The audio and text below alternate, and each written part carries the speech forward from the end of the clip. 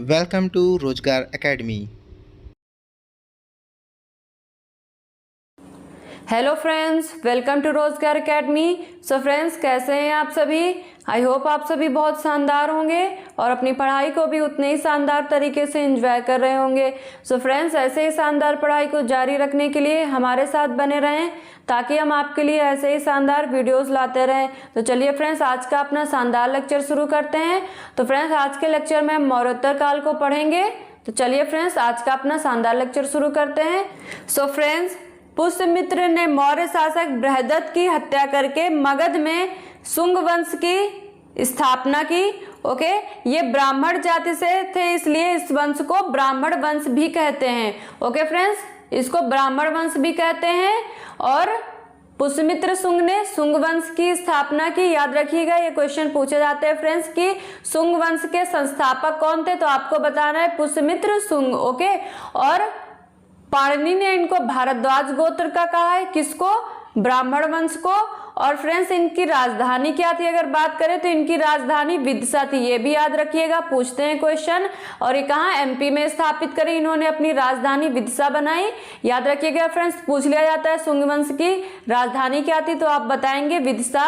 और फ्रेंड्स, पुष्यमित्र शुंग के शासनकाल में पहला यवन आक्रमण हुआ। और इसका नेता कौन था फ्रेंड्स? तो डेमेट्रियस इनके नेता थे यवनों के। और इसकी अगर बात करें फ्रेंड्स, हमको जानकारी कहाँ से मिलती है, तो ये अयोध्या अभिलेख से इसकी जानकारी मिलती है। ओके फ्रेंड्स, अयोध्या अभिलेख से जानकारी मिलती है। और अयोध्या अभिलेख लिखा किसने है फ्रेंड्स? तो धनदेव ने लिखा है इसको। ओके, धनदेव ने अयोध्या अभिलेख लिखा है। पुष्यमित्र शुंग फ्रेंड्स एक कट्टर हिंदू धर्म का अनुयायी था, फिर भी इन्होंने बौद्ध धर्म को संरक्षण दिया और इन्होंने भरहुत नामक स्तूप की स्थापना की। ओके फ्रेंड्स, भरहुत स्तूप की स्थापना करी किसने? पुष्यमित्र शुंग ने। और फ्रेंड्स, इनकी जानकारी हमको मालविकाग्निमित्रम जो कि कालिदास जी ने लिखा है, इनमें इनके विजयों का उल्लेख मिलता है। और फ्रेंड्स, इन्होंने 2 अश्वमेध यज्ञ करवाए। किसने? पुष्यमित्र ने 2 अश्वमेध यज्ञ किए अपने राज्य विस्तार के लिए। और इनके गुरु कौन थे? तो पतंजलि इनके गुरु थे। ओके फ्रेंड्स, याद रखिएगा इनके बारे में। इनके संस्थापक कौन थे?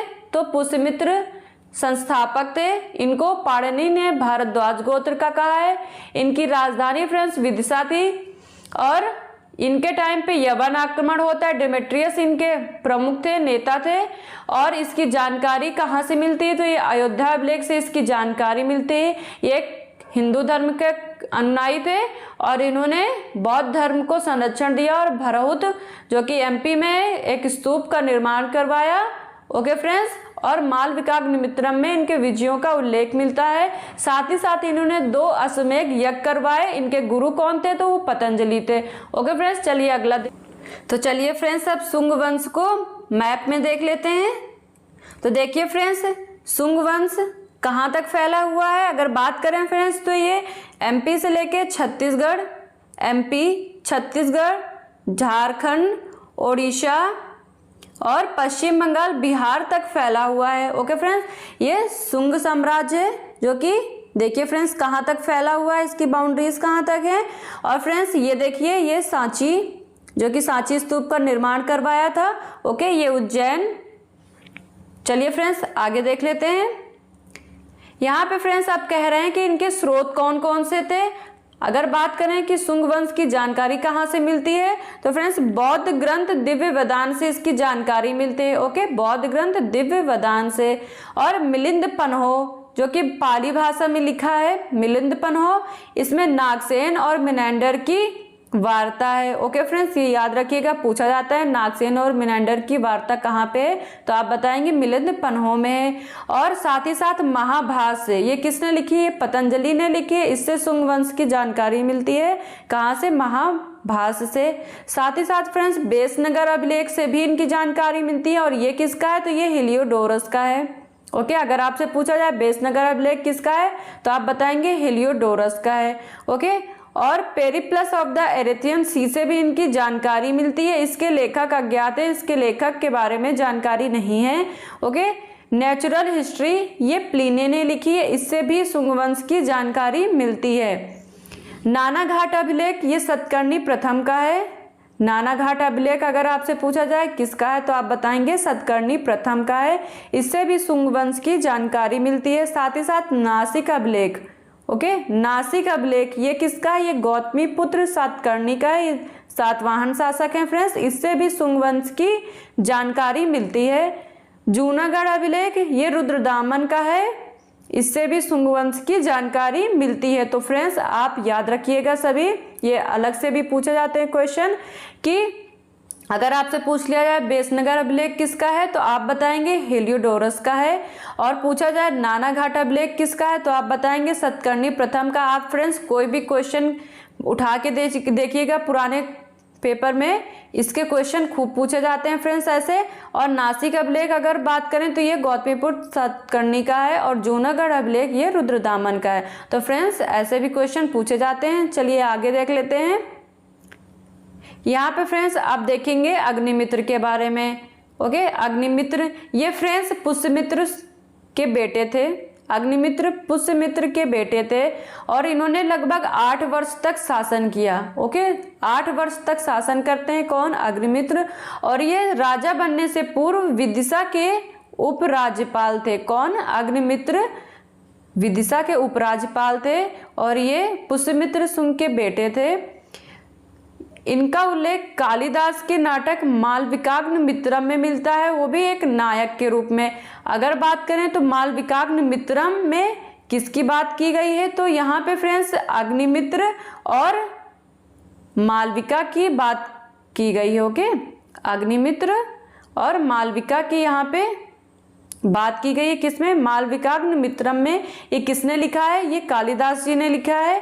और फ्रेंड्स इनके बाद वसुमित्र ने शासन किया, अग्निमित्र के बाद वसुमित्र ने शासन किया, उसके बाद वज्रमित्र ने किया, फिर भगभद्र ने किया, उसके बाद देवभूति ने किया। ये अंतिम शासक थे, शुंग वंश के अंतिम शासक देवभूत थे। ये सभी फ्रेंड्स एक कमजोर शासक के तहत दिखे। और फिर इनकी हत्या किसने कर दी, देवभूत की हत्या वासुदेव ने की। ओके, ये याद रखिएगा, शुंग वंश के अंतिम शासक देवभूत थे, इनकी हत्या वासुदेव ने करी और कर्ण वंश की नींव रख दी। इनकी हत्या करके कर्ण वंश की नींव डाली किसने, वासुदेव ने। तो अगर आपसे पूछा जाए कर्ण वंश की स्थापना किसने करी तो आप बताएंगे वासुदेव। और फ्रेंड्स कर्ण वंश के भी बारे में हमको कुछ ज्यादा जानकारी नहीं मिलती है।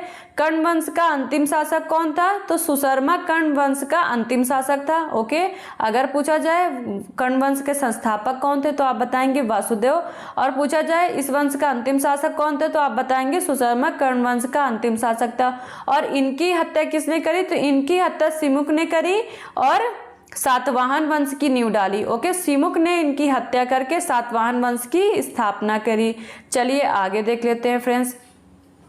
यहाँ पे फ्रेंड्स अब हम सातवाहन वंश के बारे में पढ़ेंगे। ओके, तो चलिए देख लेते हैं सातवाहन वंश के बारे में। तो फ्रेंड्स ये सातवाहन वंश, जो सातवाहन शासक थे कहाँ के निवासी थे तो ये आंध्र प्रदेश के निवासी थे। ओके, इनका जो साम्राज्य था वो आंध्र प्रदेश के आसपास देखने को मिलता है।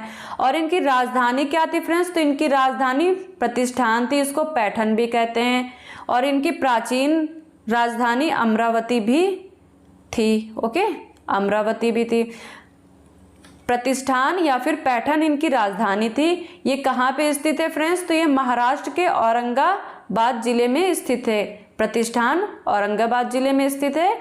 इनकी भाषा क्या थी फ्रेंड्स अगर बात करें सातवाहन वंश की भाषा क्या थी तो प्राकृत इनकी भाषा थी। ओके, इनकी भाषा प्राकृत थी।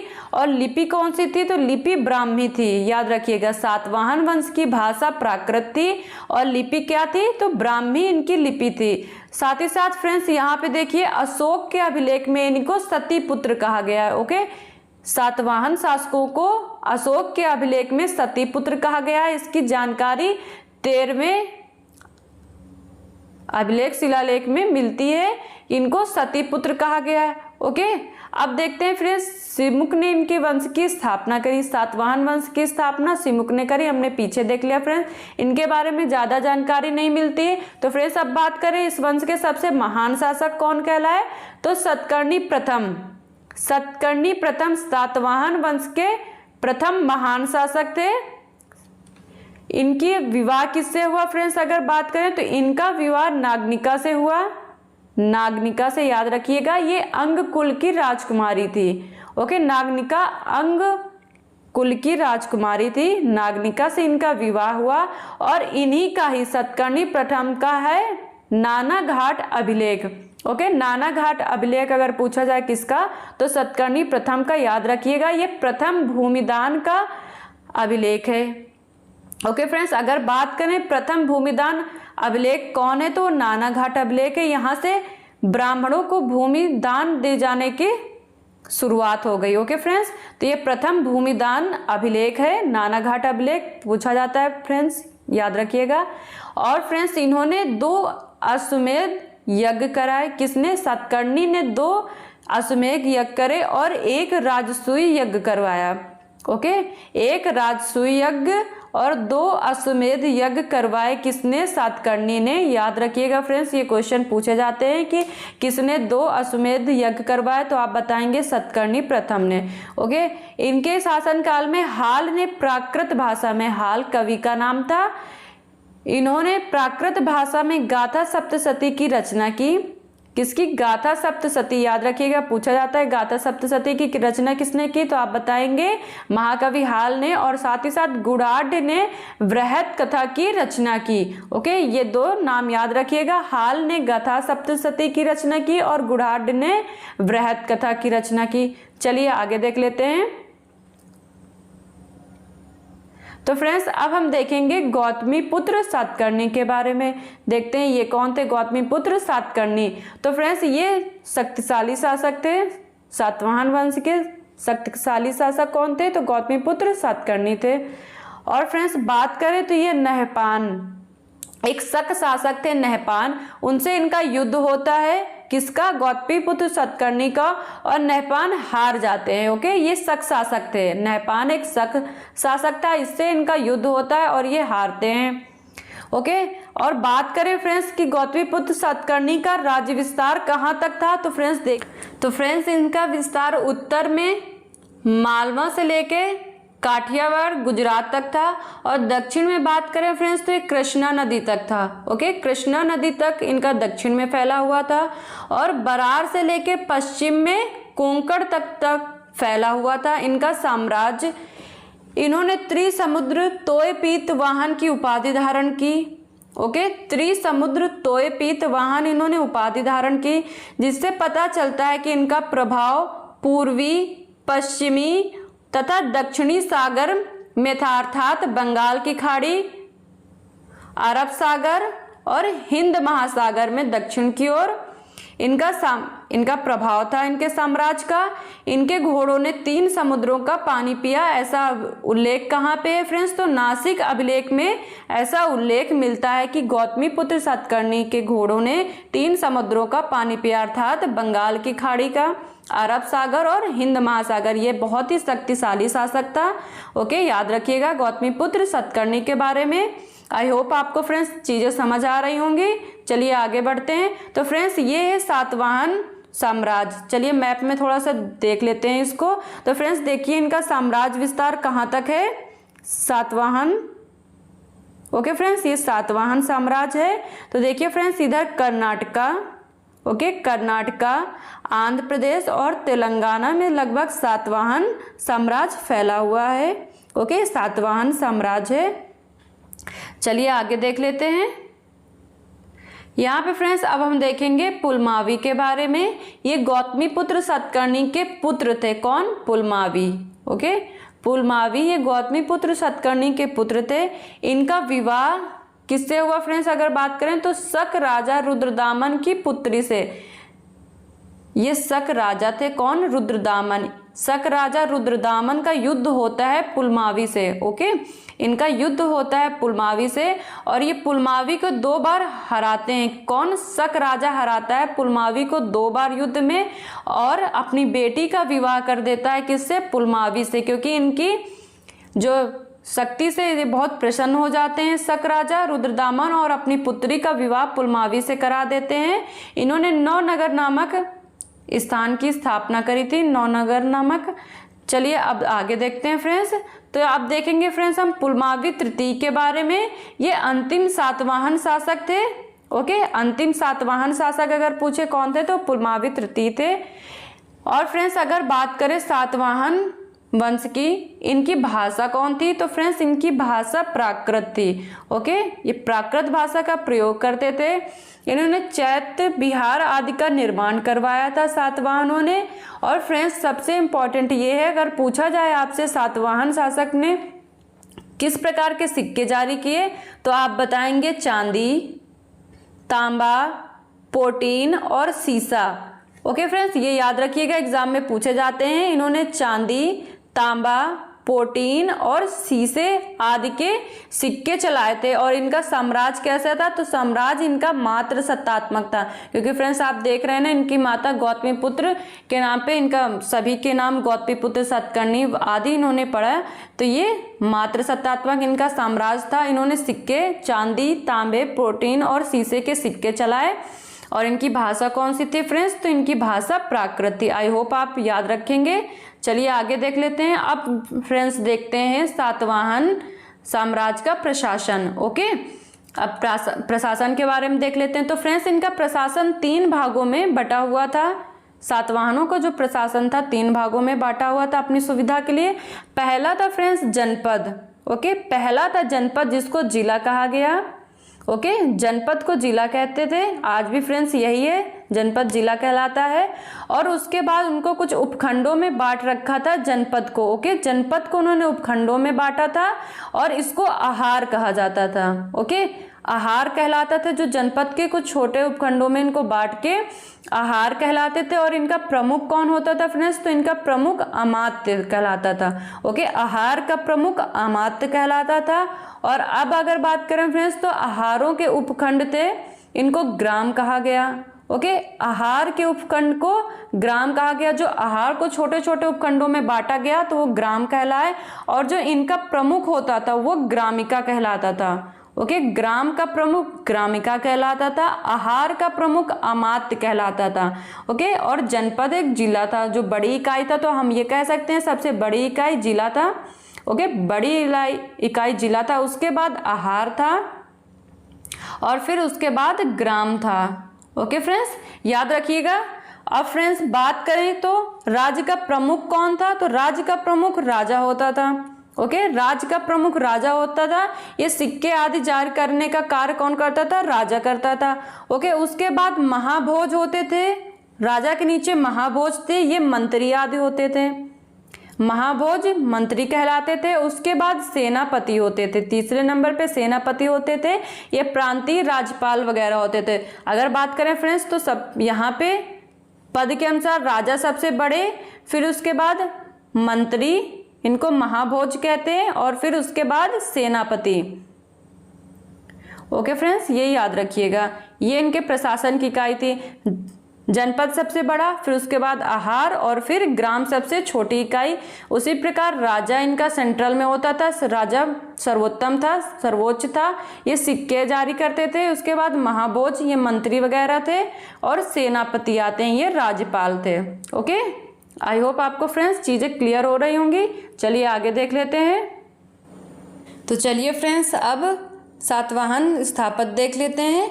तो फ्रेंड्स अगर बात करें अमरावती स्तूप की जो मूर्तियां थी, वो सातवाहन काल के स्थापत्य का विकास प्रदर्शित करती हैं। ओके फ्रेंड्स, तो अमरावती स्तूप से सातवाहन काल के स्थापत्य का विकास देखने को मिलता है। अमरावती में फ्रेंड्स 95 फीट ऊंचे बौद्ध स्तूप का निर्माण करवाया गया। ओके, अमरावती में बौद्ध स्तूप हैं और 95 फीट ऊंचे हैं। ओके फ्रेंड्स, और अगर बात करें तो अजंता के चित्रों वाली गुफाओं, लगभग गुफा नंबर 9 और 10 में सातवाहन द्वारा संरक्षण प्रदान किया गया। तो अजंता के चित्रकारी वाली गुफाओं में गुफा नंबर 9 और 10 में सातवाहन द्वारा संरक्षण प्रदान किया गया। तो याद रखिएगा, गुफा नंबर 9 और 10 को सातवाहन शासकों ने संरक्षण प्रदान किया था। और अगर इनके प्रसिद्ध स्तूप की बात करें फ्रेंड्स, कौन कौन से तो हैं, तो अमरावती स्तूप, ओके, अमरावती स्तूप और नागार्जुना कोंड स्तूप इनके प्रमुख स्तूप थे सातवाहन समय के। ओके, याद रखिएगा अमरावती और नागार्जुन कोंड। आई होप फ्रेंड्स आपको लेक्चर पसंद आया होगा। और फ्रेंड्स 225 ईस्वी पूर्व लगभग सातवाहन वंश का अंत हो जाता है। ओके, आई होप फ्रेंड्स आपको लेक्चर पसंद आया होगा। अगर फ्रेंड्स आपको वीडियो पसंद आया है तो लाइक करिएगा और अपने दोस्तों के साथ शेयर करिएगा ताकि उनको भी अपने एग्ज़ाम में कुछ हेल्प मिल सके इस वीडियो से। और फ्रेंड्स हमारे चैनल को सब्सक्राइब कर लीजिएगा जिससे आपको नोटिफिकेशन मिल सके हमारी वीडियोज़ का। So thank you so much friends for watching. Have a good day.